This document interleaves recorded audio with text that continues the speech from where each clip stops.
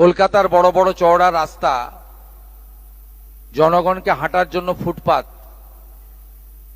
এটা কারো হাতে দেওয়ার অধিকার আমাকে কেউ দেয়নি। আমাকে পাবলিক ভোট দিয়ে জিতিয়েছে, বিজেপি এবং এমএলএরা আমাকে মুখ্যমন্ত্রী বানিয়েছে। আমি জনগণের প্রতি দায়বদ্ধ।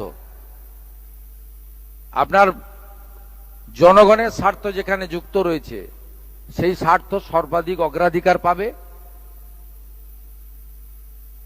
মুষ্টিমেয় কোনো ব্যক্তি বা গোষ্ঠী তার স্বার্থ আমার কাছে অগ্রাধিকার পাবে না। আমরা মানবিক, যেখানে অচল মার্কেট রয়েছে, উদ্বৃত্ত জায়গা রয়েছে, প্রাথমিকভাবে আপনারা সরে যান। ইউডিএমএ ডিপার্টমেন্ট আস্তে আস্তে আপনাদের জন্য সরকারি স্কিম নিয়ে আসবে। হকারদের জন্য ভারত সরকারের শ্রম দপ্তরের স্কিম রয়েছে, তার সুযোগ আপনারা পাবেন এবং অন্যান্য সুযোগ পাবেন।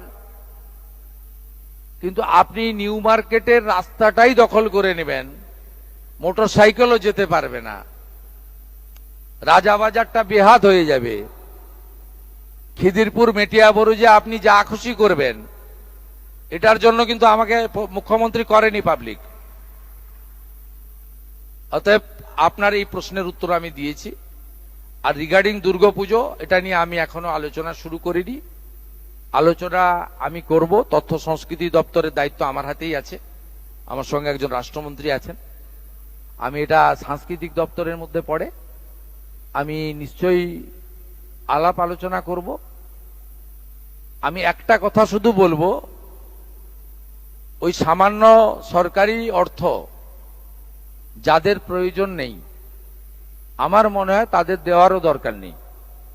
আর যারা এই অর্থের জন্য পুজো করতে পারেন না বা পারবেন না, তাদের পাশেই সরকার থাকবে।